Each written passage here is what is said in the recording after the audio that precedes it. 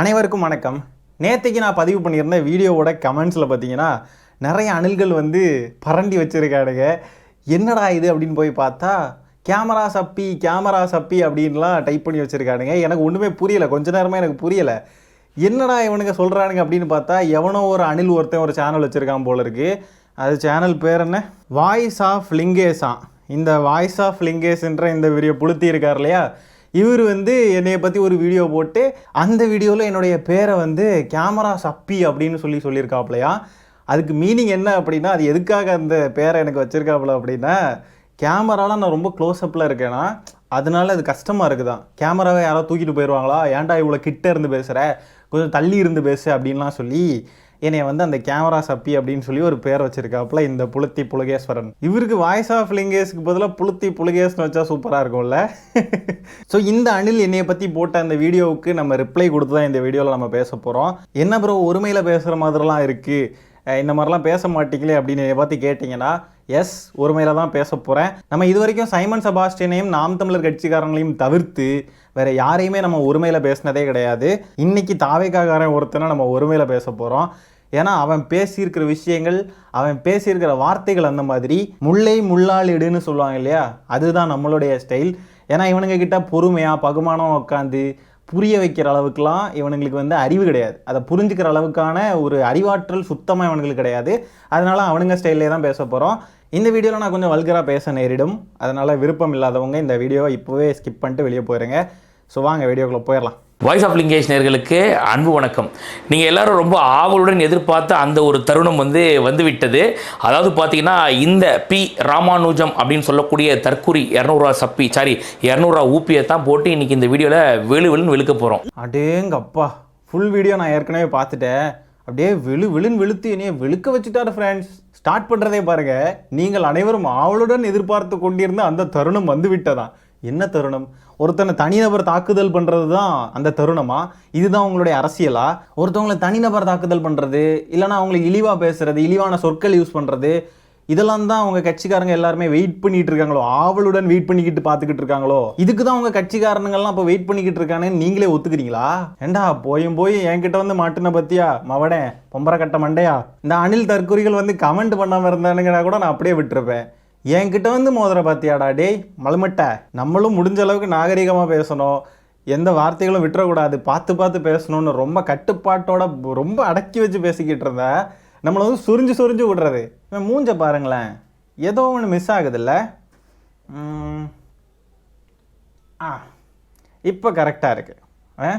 Potato புளுத்தி புளிகேஸ்னு வச்சா சூப்பராக இருக்கும் எனக்கு பேர். எனக்கு மூஞ்ச பார்க்குறதுக்கு உருளைக்கிழங்கு மாதிரி தான் இருக்குது. உருளைக்கிழங்கு செல்லக்குட்டி எங்கே போச்சு, இங்கே இருக்குது. அதாவது நான் வந்து பி ராமானுஜம் இதெல்லாம் சிரிப்பு வராத காமெடி, இதெல்லாம் அழிஞ்சிருச்சு. அதெல்லாம் அப்போவே அந்த காலத்து காமெடியெல்லாம் இப்போ கொண்டு வந்து பி ராமானுஜம் அப்படின்னா எப்படி சிரிப்பு வரும்? சிரிப்பு வரல, நீங்களே உங்களுக்குள்ளே சொல்லி சிரிச்சுக்கோங்க. உங்கள் அணில்களுக்கு தான் அது சிரிப்பு வரும்டா. மக்களே, இவன் சேனலுக்குள்ளே போய் பார்ப்போமா? ஸோ இதுதான் மக்களே இவனுடைய சேனல். டிபியை கிளிக் பண்ணி பார்ப்போம். Voice of Lingesh. என்னடா மூஞ்சி இது, வியாபாரமே ஆகாது போல் இருக்குது. ஓ, கடைசி வீடியோவும் என் வீடியோ தானா? என்னை பற்றி வீடியோ போட்டு ரீச் ஆகுது போல், அதனால் போட ஆரம்பிச்சிட்டான். இனிமேல் போட்டுக்கிட்டே இருப்பான் பாருங்கள். என்னடா மூஞ்சி இது, இதெல்லாம் வியாபாரமே ஆகாது. இப்போ இந்த கேமரா சப்பி என்ன பண்ணா அப்படின்னு பார்த்தீங்கன்னாக்கா, இந்த பச்சோந்தி வைஷ்ணவி வந்து பார்த்தீங்கன்னா திமுகவில் சேர்ந்தது எல்லாருக்கும் தெரியும். அதுக்கு கருத்து மயிறு சொல்கிறேன் அப்படின்னு சொல்லிட்டு இந்த கேமரா சப்பி இப்போ கிளம்பி வந்திருக்காப்புல. அதாவது இந்த கேமரா சப்பி சொல்கிறான் பாருங்க, அங்கே பேசின மாதிரி தற்கொலைத்தனமாலாம் இங்கே பேசக்கூடாதுமா அப்படிங்கிறாரு. தயவு செஞ்சு அங்கே தற்கொலையாட்டு பேசிக்கிட்டு இருந்த மாதிரிலாம் இங்கே தற்கொலைத்தனமாக பேசிக்கிட்டு இருக்காதீங்க. ஏன்னா சார் வந்து பார்த்தீங்கன்னா ஃபுல்லாகவே அறிவு சார்ந்து தான் பேசுவார். அதாவது இவர் பேசுகிறத கேட்டு இன்ஸ்பயர் ஆகி தான் ஐஏஎஸ் ஐபிஎஸ் எல்லாம் வந்து பார்த்தீங்கன்னா எக்ஸாமில் பாஸ் பண்ணி இன்ஸ்டியூஷன்லாம் ஓப்பன் பண்ணி இன்றைக்கி வந்து பெரிய அதிமேதாவிகளை உருவாக்கிட்டு இருக்காங்க. இவனே ஒரு எச்சசோறு, அதாவது எச்சசோத்தை பொறுக்கி திங்கிற ஒரு பிச்சசோறு இவன் வந்து பார்த்தீங்கன்னா அந்த பொண்ணுகிட்ட சொல்கிறாரா இந்த மாதிரி அங்கே பேசுகிற மாதிரி தற்கொலைத்தனமா இங்கே பேசாதமா. ஏன்னா வந்து சார் வந்து ஃபுல்லாக அறிவு சார்ந்து மட்டுமே தான் பேசுவார் இவர். இந்த எச்சசோறு பிச்சசோறு இந்த மாதிரி வார்த்தைகள்லாம் யூஸ் பண்ணதுக்கு அப்புறமா நம்ம நாகரிகமாக இருந்து ஒரு பிரோஜனமும் இல்லை மக்களே. நார்மலான விமர்சனம் அப்படின்னா நம்ம விமர்சனமாக எடுத்துக்கலாம். இவன் யூஸ் பண்ணுற வார்த்தைகளை பார்த்தீங்கன்னா ரொம்ப தவறான வார்த்தைகள். பிச்சை சோறு எச்ச சோறுலாம் பேசினதுக்கப்புறம் இந்த பிச்சைக்காரனை நம்ம புழக்கிறதுல ஒரு தப்பும் கிடையாது. இதில் இவன் கமெண்ட் செக்ஷன்லேயே இவனை கழுவி ஊற்றிட்டு இருக்காங்க, பண்ணி மூஞ்சுவாயா அப்படின்னு சொல்லிட்டு இந்த கேமரா சப்பியை. அதாவது வந்து இந்த பொண்ணு இங்கே டிவிகேலேருந்து அங்கே டிஎம்கேக்கு போயிடுச்சு. அப்போ நாங்கள் வந்து பார்த்தீங்கன்னா டிஎம்கே அமைச்ச ஸ்லீப்பர் செல் அப்படின்னு நாங்கள் சொல்கிறோன்னா அதில் ஒரு நியாயம் இருக்குது. என்ன காரணம்னா அம்மா திமுக ரொம்ப வருஷமாக இருக்காங்க, பொண்ணு வந்து தாவேக்கா அப்படின்னும் போது ஒரு சந்தேகம் வரும். இப்போ இந்த பொண்ணு வந்து திமுகவில் சேர்ந்ததுக்கப்புறமா திமுக காரங்க வந்து கேட்டால் என்ன பண்ணுவீங்க, நீ தாவேக்கா அனுப்பிச்சாலுனாக்கா அறிவு கட்ட கேமரா சப்பி. அதான் சொல்றேன், கேமராவை க்ளோஸ்அப்ல சப்புறவனுக்கு அவ்வளவுதான் அறிவு இருக்கும். இவங்க அம்மா திமுகவில் இருக்காங்க, இவங்க அம்மா வந்து ரொம்ப நெருக்கமா இருக்கிறது யாருனாக்கா திமுகவே நம்பி இருக்க செந்தில் பாலாஜி, அவரும் திமுகவை சார்ந்தவர். இப்போ இந்த பொண்ணுமே வந்து வைஷ்ணவியும் பார்த்தீங்கன்னா திமுகவில் போய் சேர்ந்துருச்சு. இப்போ மொத்த கூடாரமும் திமுகவில் இருக்கு அப்படின்னும் போது இப்போ திமுக காரன் எப்படி சொல்லுவான், நீ தாவே காமிச்ச ஆளுன்ட்டு. உண்மையிலே சொல்றேன், இவன் உண்மையிலே பைத்தியமா இல்லை அமாவாசை போடுறமைக்கு இப்படி மாறிடுவானா இல்லை உண்மையிலே தற்கூரியாக நடிக்கிறானா ஒண்ணுமே புரியல நமக்கு. சார் ரொம்ப அறிவாளித்தனமாக கேள்வி எழுப்பியிருக்காப்புல. உங்களுக்கு மண்டையில் முடிதான் இல்லை, மூளையமா இல்லை, உங்கள் அண்ணனை மாதிரி விக் வச்சுட்டு சுற்றலாமே. மண்டையை எப்படி ஓப்பனாக பொழந்து வச்சுருக்கீங்களே, வெயில் பட்டு மண்டையில் இருக்க மூளை ஏதாவது ஆயிருக்குமா இருக்கும் அப்போது. ஏன்னா வைஷ்ணவி தங்கச்சியுடைய அம்மா திமுகவில் நல்ல முக்கியமான பொறுப்பில் இருக்காங்களாமா, அதனால வைஷ்ணவி வந்துட்டு திமுக அனுப்பி வச்சு ஆளாமா. இப்போ என்னுடைய கேள்வி என்னன்னா, அணிலே உங்கள் கட்சியில் இருக்கிற எவனுக்குமே அவன் வீட்டில் உள்ள அம்மா அப்பாவோ இல்லை கூட பிறந்தவங்களோ வேற கட்சிக்காரங்களாவோ இல்லை வேற கட்சிக்கு சப்போர்ட் பண்ணுறவங்களாவோ யாருமே இல்லையா என்ன? அப்போ வைஷ்ணவி தங்கச்சியை மட்டும் ஏன் நீங்கள் கட்சிக்குள்ளே இருக்கிறப்போவே, உங்கள் கட்சியில் இருக்கிறப்போவே இவ திமுக அனுப்பி வச்ச ஆள் அப்படின்னு சொல்லி பேசி மென்டலி ஒரு மாதிரி ப்ரெஷர் கொடுத்து ஏன் டார்கெட் பண்ணி அவங்கள கார்னர் பண்ணிக்கிட்டே இருந்தீங்க? உங்கள் கட்சியில் இருக்கிறவங்களுடைய வீட்டில் உள்ளவங்கலாம் பிஜேபிக்காரங்களாவே இருக்க வாய்ப்பு இருக்குது. ஏன்னா சங்கிங்களுடைய சவகாசம் தானே எல்லாம். இந்த பொண்ணோட அம்மா திமுக காரங்களா இருந்தால் உடனே திமுக அனுப்பி வச்சாலா? அப்போ உங்கள் கட்சியில் இருக்கவங்களுடைய வீட்டில் உள்ளவங்கலாம் பிஜேபியில் இருக்காங்க இல்லை வேற கட்சியிலலாம் இருக்காங்க அப்படின்னு சொன்னாக்க அந்த கட்சிக்காரங்க அனுப்பி வச்சாலும் தான் அந்த நபரா தாவேக்காவுக்குள்ள? என்னடா பேசுறீங்க? மண்டையில் அறிவு மசுரன்னு ஏதாவது இருக்கா அவங்களுக்குலாம்? அதே மாதிரி என்ன எவனோ பண்ணி மூஞ்சு வாயான்னு கமெண்ட் பண்ணானா என்னோட கமெண்ட்ல, அப்படி கமெண்ட் பண்ணதை பெருமையாக சொல்கிறான் பாருங்க. எவனோ பண்ணி மூஞ்சு வாயான்னு கமெண்ட் பண்ண, யார் கமெண்ட் பண்ணது? அணில்கள் தான் கமெண்ட் பண்ணியிருக்கானுங்க. வெக்கப்படணும், தலைகுனியணும்டா, இப்படிலாம் பேசுகிறானுங்க, என்னடா இப்படி பேசுகிறானுங்க, இப்படி கேவலமான வார்த்தைகள் பதிவு பண்ணுறானுன்னு வெக்கப்படணும். பெருமையாக சொல்கிறான் பாருங்களேன், வெக்கங்கிட்டவன். என்னுடைய கோர் பாயிண்ட்டே என்ன அப்படின்னா, வைஷ்ணவி பொண்ணை நீங்கள் வந்துட்டு டிஎம்கேலேருந்து வந்த பொண்ணு அப்படின்னு சொல்லி அந்த பொண்ணோட வளர்ச்சியை கண்டு பிடிக்காம, இது ஒன்று தான் வளர்ச்சி பிடிக்கல, ஒரு பொண்ணு வளர்றது பிடிக்கல, அந்த ஒரு பொண்ணு அரசியல் பேசுறது பிடிக்கல, இது பிடிக்காம அந்த பொண்ணை வந்து எப்படியாவது ஓரம் கட்டணுமே, கட்சிக்குள்ள ஏதாவது ஒரு பொறுப்புக்கு ஆசைப்படுறாளே, கட்சிக்குள்ள வளர நினைக்கிறாளே அப்படின்னு சொல்லிக்கிட்டு அந்த ஒரு காழ்ப்புணர்ச்சி காரணமாக மட்டும்தான் அந்த பொண்ணை நீங்கள் வந்து டார்கெட் பண்ணி கார்னர் பண்ணீங்க. நீங்கள் என்ன பண்ணியிருக்கணும், அந்த பொண்ணு ஆசைப்படுது, அந்த பொண்ணு மெச்சூரிட்டி இல்லாமல் பிஹேவ் பண்ணுது அப்படின்னு சொன்னாக்க அந்த பொண்ணுக்கிட்ட நீங்கள் பேசி அதுக்கு தகுந்த அறிவுரைகள் வழங்கியிருக்கணும். நீங்கள் அதுக்கு தகுந்தபடி அரசியலை புரிய வச்சிருக்கணும். உங்களுக்கு தான் ஒரு மண்ணுமே தெரியாது, இதுக்கிடையில நீங்கள் எப்படி அந்த பொண்ணுக்கு நீங்கள் அரசியல் சொல்லிக் கொடுப்பீங்க? எடுத்த உடனே பொறுப்புக்கு வர ஆசைப்படுறா, எடுத்த உடனே கட்சிக்குள்ளே பெரிய ஆளாக நினைக்கிறா அப்படி இப்படின்னு சொல்லி அந்த பொண்ணை நீங்கள் தான் கார்னர் பண்ணிக்கிட்டே இருந்தீங்க. அது மட்டும் இல்லாமல் திமுக அனுப்பி வச்ச ஆளுன்னு சொல்லி மென்டலி ப்ரெஷர் கொடுத்துக்கிட்டே இருந்தீங்க. அதை தான் நான் மையப்படுத்தி பேசிக்கிட்டே இருக்கேனே ஒழிய வேற எதுவும் நான் பேசலை. இதையெல்லாம் புரிஞ்சுக்கிறதுக்கு அறிவுன்னு ஒன்று வேணுமே.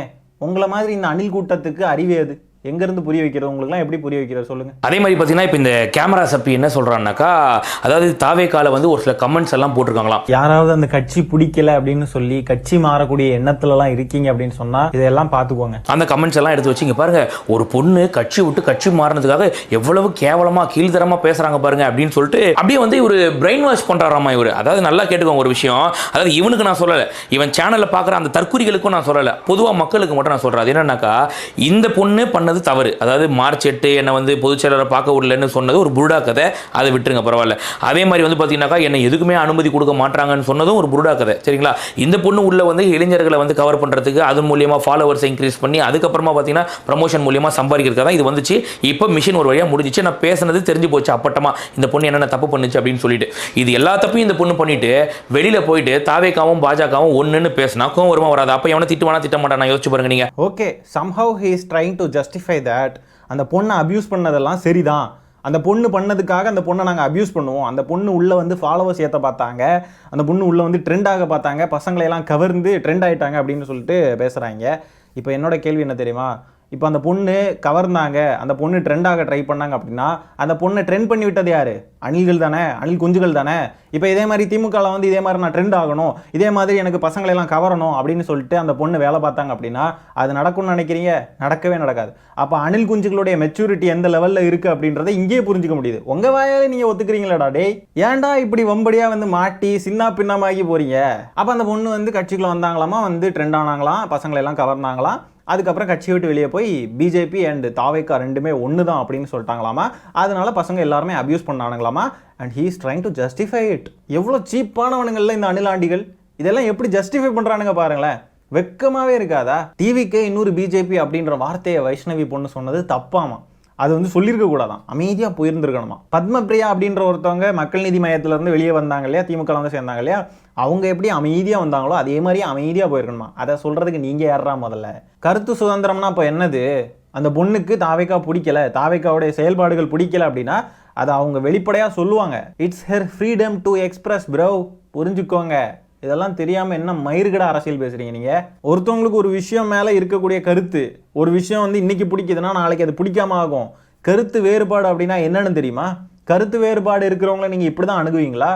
உங்ககிட்ட கருத்தில் முரண்பட்டு அவங்க உங்களை விட்டு போகிறாங்கன்னா அவங்கள அப்படியே விடாமல் அவங்கள வந்து நீங்கள் அப்யூஸ் பண்ணுறதெல்லாம் எந்த வகையில் சரி? அவங்க உங்கள் மேலே விமர்சனம் வைக்கிறாங்க, தாவேக்கா இன்னொரு பாஜக அப்படின்ற ஒரு விமர்சனத்தை பதிவு பண்ணுறாங்க. அதுக்கு பேர் அவதூறு கிடையாது, அதுக்கு பேர் அப்யூஸ் கிடையாது, அது ஜஸ்ட் விமர்சனம். ஆனால் நீங்கள் பேசுகிறீங்க பாருங்கள், கெட்ட கெட்ட வார்த்தைகளாக அந்த பொண்ணை வசப்பாடி, அந்த பொண்ணை கேவலமாக பேசி அவதூறு பரப்பிக்கிட்டு தெரியுங்க தெரியுமா?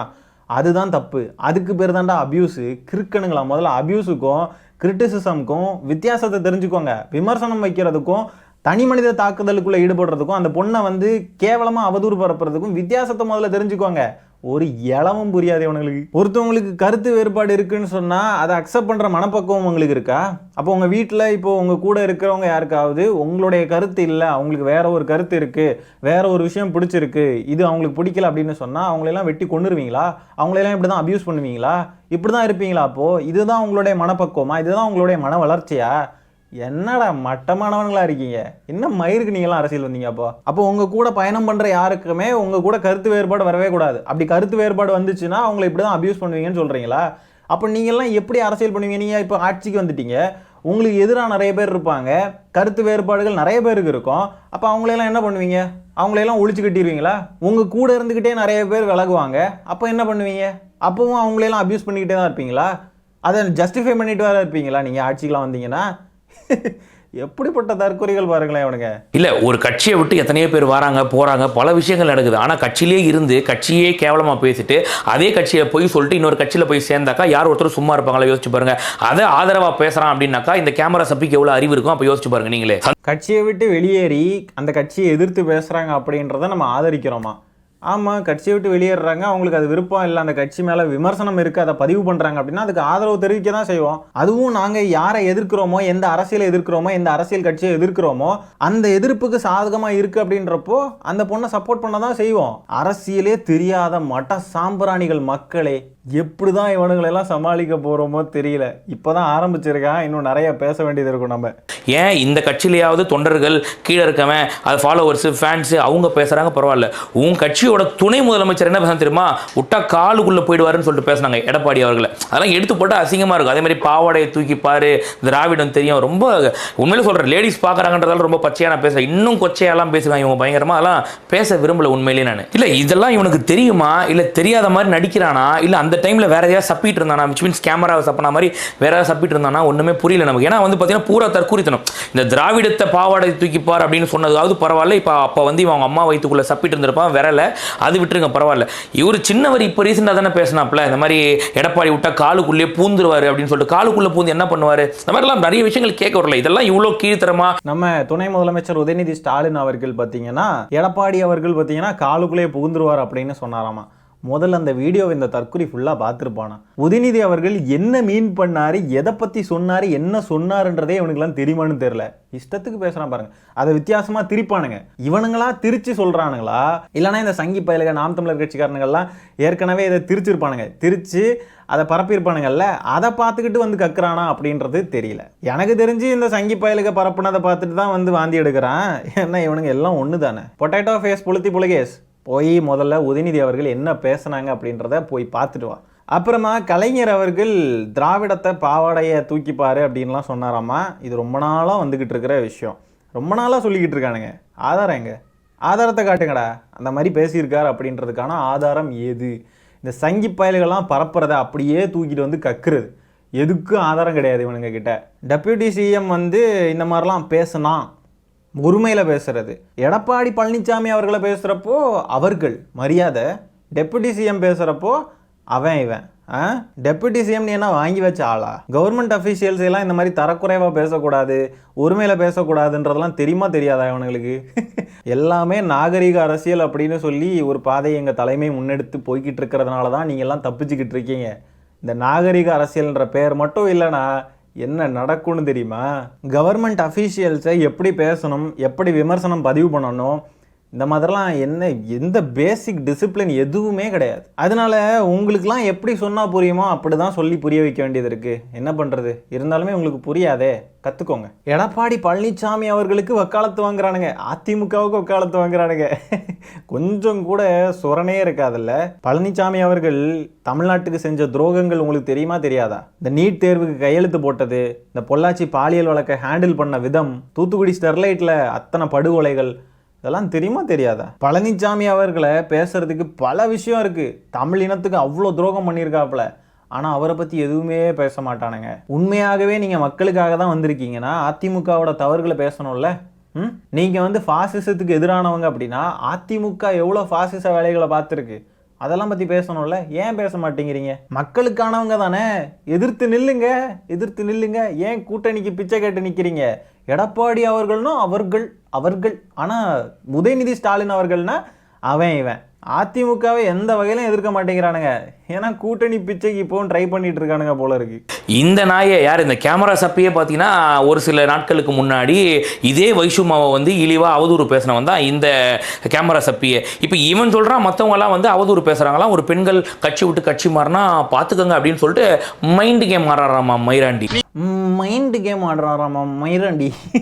நான் எப்போடா வைஷ்ணவியை இழிவாக அவதூறு பேசினேன்? நான் எப்போவுமே மரியாதையாக தான் பேசிக்கிட்டு இருக்கேன்.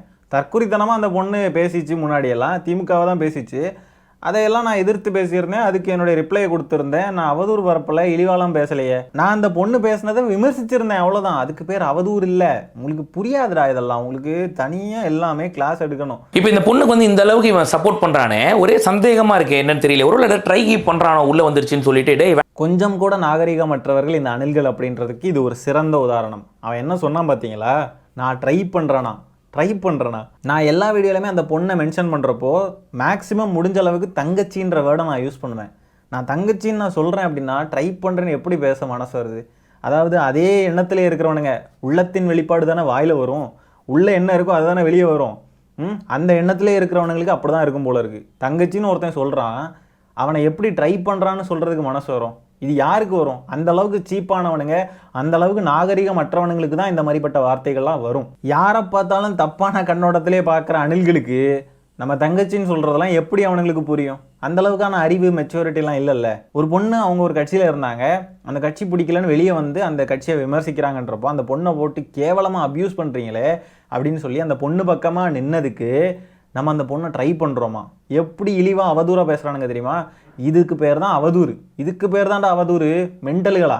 இத்தனைக்கும் நான் எல்லா வீடியோலையுமே அத்தனை தடவை அந்த பொண்ணை வந்து தங்கச்சின்னு மென்ஷன் பண்ணதுக்கு அப்புறமும் கூட இந்த மாதிரிலாம் பேச மனசு வருதுன்னா இவனுங்களெல்லாம் அப்போ என்ன சொல்கிறது? சரி, இப்போ சமீபத்தில் நடந்த அந்த தீ விபத்து இருக்கு இல்லையா, அதுக்கு உங்கள் தலைவர் அந்த பாதிக்கப்பட்ட பொண்ணுக்கு குரல் கொடுத்தார் இல்லையா, விஜய் அவர்கள் குரல் கொடுத்தார் இல்லையா, அப்போ அந்த பாதிக்கப்பட்ட பொண்ணுக்கு உங்கள் தலைவர் அந்த பொண்ணை ட்ரை பண்ணுறாரு அப்படின்ற மாதிரி சொன்னால் எப்படி இருக்கும்? கொச்சையாக இருக்குல்ல, கேவலமாக இருக்குல்ல, அருவருப்பாக இருக்குல்ல, கேட்குறதுக்கே காது கூசுதில்ல. அப்படி இருக்கிறப்போ நான் தங்கச்சின்னு சொல்லி பேசிக்கிட்டு இருந்த அந்த ஒரு பொண்ணை நீங்கள் இவ்வளோ கேவலமாக ட்ரை பண்ணுறேன்ற மாதிரி பேசுகிறீங்களே, வெக்கமாகவே இல்லையா? சுரணே இருக்காதாடா? அப்போ திமுக காரன் மேலே மட்டும் நீங்கள் போகிற போக்கில் நீங்கள் அவதூறை பரப்பிக்கிட்டு கேவலமாக பேசிட்டு இழிவுபடுத்திக்கிட்டு போவீங்க. நாங்கள் பார்த்துக்கிட்டு சும்மா இருந்துக்கிட்டே இருக்கணும். எப்போ பார்த்தாலும் எல்லாத்துக்கும் ஒரு நேரம் இருக்குது. அந்த நேரம் வர்றப்போ இருக்குது, துண்டை காணும் துணியை காணும்னு ஓட போகிறீங்க. அரசியல் பேசவும் தெரியல, அரசியல் பண்ணவும் தெரியல, நாகரிகமாக பேச தெரியல, நாகரிகமாக நடந்துக்க தெரியல. ஒரு விபத்து நடந்திருக்குன்னு சொன்னால் அங்கே கட்சிக்கு துண்டை தூக்கி போட்டுட்டு போயிடுறது, கேவலமாக தரக்குறைவாக பேசுறது, காரில் குதிக்கிறது, மரத்தில் தாவுறது, கருத்து வேறுபாடு இருக்கிற நபர்களை அக்செப்ட் பண்ண தெரியல, கட்சி விட்டு வெளியே போகிறாங்கன்னு சொன்னால் அப்யூஸ் பண்ணுறானுங்க, அதை ஜஸ்டிஃபையும் பண்ணுறீங்க. அந்த மாதிரி அப்யூஸ் பண்ணுற நபர்களை மீண்டும் மீண்டும் என்கரேஜ் பண்ணுறீங்க. இப்படி கட்சி விட்டு வெளியே போன பொண்ணை அன்ஃபாலோ பண்ணுங்க, ரிப்போர்ட் பண்ணுங்கன்னு சொல்லி கேவலமாக பண்ணிக்கிட்டு இருக்கீங்க. இதுதான் உங்க அரசியல்னு வேற நினச்சிக்கிட்டு இருக்கீங்க. அதுக்கு கமெண்ட்ல வேற நாங்கள் வந்து பிளாக் பண்ணியாச்சுன்னு சொல்லிட்டு நிறைய தற்கொலையானிகள் போய் கமெண்ட்டும் போடுறீங்க. தங்கச்சின்னு நான் வார்த்தைக்கு வார்த்தை சொல்கிற ஒரு பொண்ணை பார்த்து நான் ட்ரை பண்ணுறேன்ற மாதிரி பேசுகிறீங்க. இவ்வளோதாண்டா நீங்கள், இவ்வளோதாண்டா உங்களுடைய அரசியல் லட்சணம், இவ்வளோதான் உங்களுடைய அரசியல் அறிவும் அரசியல் செயல்பாடுகளும். இப்படிப்பட்ட தரக்குறைவான தரங்கெட்ட ஜென்மங்கள் தான் நீங்கள்லாம். மல்லாக்கப்படுத்து வானத்தை பார்த்து நீங்களே உங்களை காரி துப்பிக்குவாங்க, அதுதான் கரெக்டாக இருக்கும். இந்த பொட்டேட்டோ ஃபேஸ் புலகேஷ் அடுத்து ஒரு வீடியோ போட்டிருக்கா இல்லையா, அந்த வீடியோ நான் இன்னும் பார்க்கல. அதை பார்த்துக்கிட்டு அதில் என்ன மாதிரி விமர்சனம் வந்திருக்கு அப்படின்றத பார்த்துட்டு அதுக்கு தகுந்தாற் போல் ரிப்ளை பண்ணணுமா பண்ண வேணாமா அப்படின்றத பார்ப்போம். அநேகமாக ரிப்ளை பண்ண வேண்டியது இருக்குன்னு தான் நினைக்கிறேன். பார்ப்போம். வீடியோ நான் இதோட என் பண்ணிக்கிறேன் மக்களே. இந்த பொட்டேட்டோ ஃபேஸ் புலகேஷை பற்றி நீங்கள் என்ன நினைக்கிறீங்க அப்படின்றத கமெண்ட்டில் பதிவு பண்ணுங்கள். வீடியோ பிடிச்சிருந்தா ஒரு லைக்கை தட்டி விட்டு 4 பேருக்கு ஷேர் பண்ணிடுங்க. முக்கியமாக நம்ம சேனலை சப்ஸ்கிரைப் பண்ணி வச்சுக்கோங்க. மீண்டும் இன்னொரு காணொலியில் சீக்கிரமாக உங்களை சந்திக்கிறேன். அது வரைக்கும் டடா பை, டேக் கேர்.